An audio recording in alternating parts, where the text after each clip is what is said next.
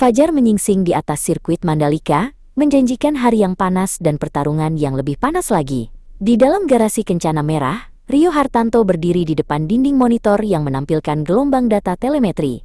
Ia mengenakan seragam tim yang masih terasa asing di tubuhnya. Ini bukan lagi soal kunci pas dan lap berminyak. Ini soal byte dan probabilitas. Di sebelahnya, Pak Tirtayasa, sang pemilik tim, meletakkan tangan di bahunya. Seluruh tim mengandalkan matamu hari ini, Rio. Jangan ragukan dirimu. Seluruh tim berkumpul untuk briefing terakhir. Miss Rani, sang ahli strategi, menunjuk ke peta sirkuit digital. Perkiraan cuaca menunjukkan suhu lintasan akan naik 3 derajat lebih tinggi dari sesi latihan. Ini akan menjadi pertarungan manajemen ban. Rencana A adalah 2 kali pit stop di lap 12 dan 28.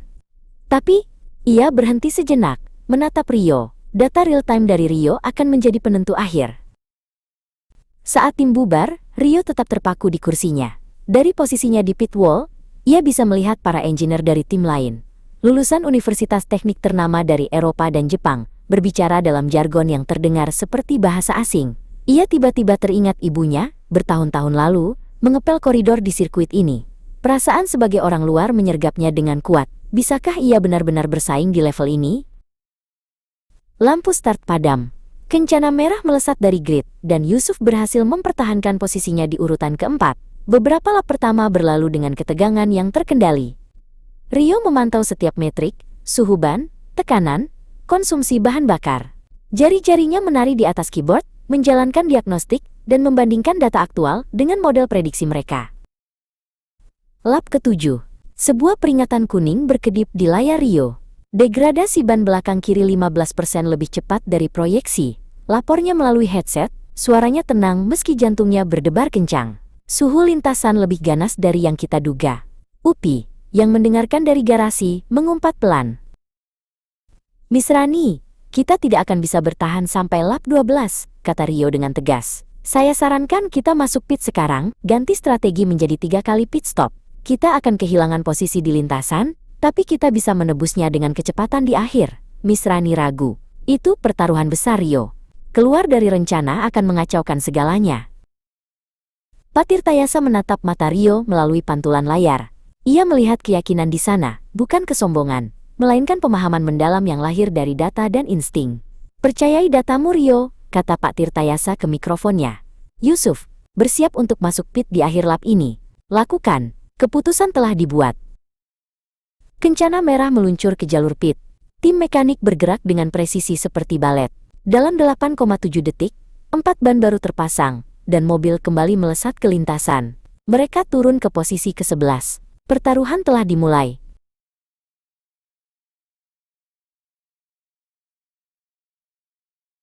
Dengan ban baru yang segar, Yusuf mulai menunjukkan kelasnya. Ia menyalip satu persatu pembalap di depannya. Melalui radio, Rio menjadi matanya. Pembalap di depanmu lebih lambat di tikungan 10, Mas. Ambil dari sisi dalam. Sekarang, Yusuf mematuhi, dan manuver itu berhasil dengan sempurna.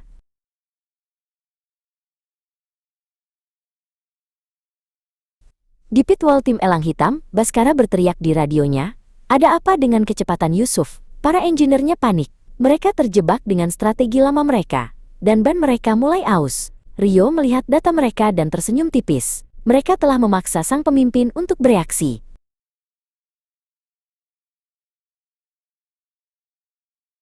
Namun, masalah baru muncul. Konsumsi bahan bakar kita di zona merah. Lapor Miss Rani, wajahnya tegang. Mendorong sekeras ini ada harganya. Kita mungkin kekurangan bahan bakar 2 lap sebelum finish. Harapan di garasi seketika meredup.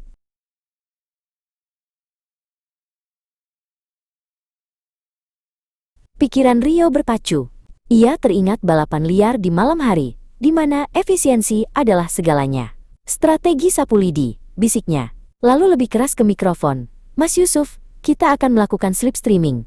Tempel mobil di depanmu. Biarkan dia yang membelah angin untukmu. Kita harus menghemat bahan bakar.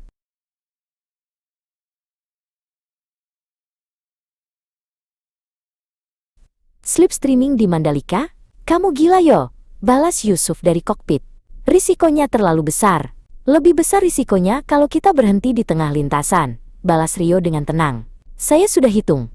Ini satu-satunya cara. Percaya sama saya, Mas. Ada jeda sesaat, lalu Yusuf menjawab, "Baiklah, engineer, mobil ini di tanganmu."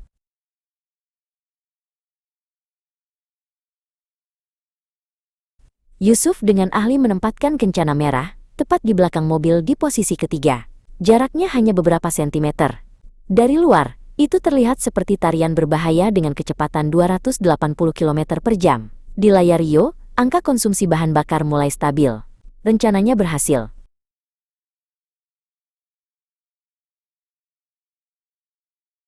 Dua lap tersisa. Baskara masih memimpin di P1. Yusuf di P3, masih menempel di belakang P2. Bahan bakar cukup untuk 1,5 lap dengan kekuatan penuh, kata Rio. Kita harus melakukan gerakan sekarang. Pak Tirtayasa dan Misrani menahan napas di belakangnya.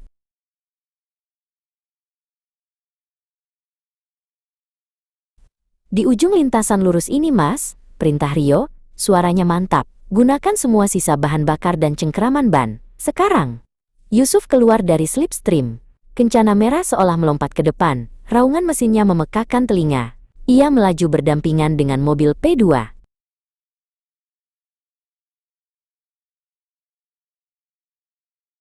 Mereka memasuki tikungan terakhir bersamaan, tetapi Yusuf berada di jalur dalam. Ia berhasil. Yusuf melintasi garis finish di posisi kedua. Garasi kencana merah meledak dalam sorak-sorai. Baskara memenangkan balapan, tetapi mereka telah memenangkan pertempuran mereka. Tiket menuju kejuaraan regional Asia.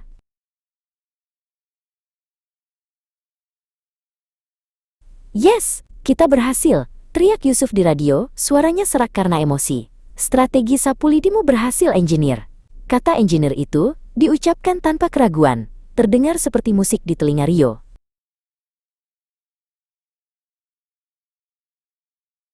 Kembali di garasi, di tengah perayaan, Pak Tirtayasa mendekati Rio. "Status sementara pada jabatanmu sudah dicabut, Nak," katanya sambil tersenyum. "Selamat datang di tim secara resmi, data engineer kami." Upi menepuk punggung Rio dengan keras, hampir membuatnya terjatuh. Rio menatap kerumunan timnya yang bersorak-sorai. Ia bukan lagi orang luar yang mengintip dari balik jendela. Ia adalah jantung dari strategi kemenangan mereka. Ia memandang ke arah lintasan Mandalika yang terbentang di depannya. Pertarungan ini telah dimenangkan, tetapi perjalanannya baru saja dimulai. Dan untuk pertama kalinya, ia merasa benar-benar telah menemukan rumahnya.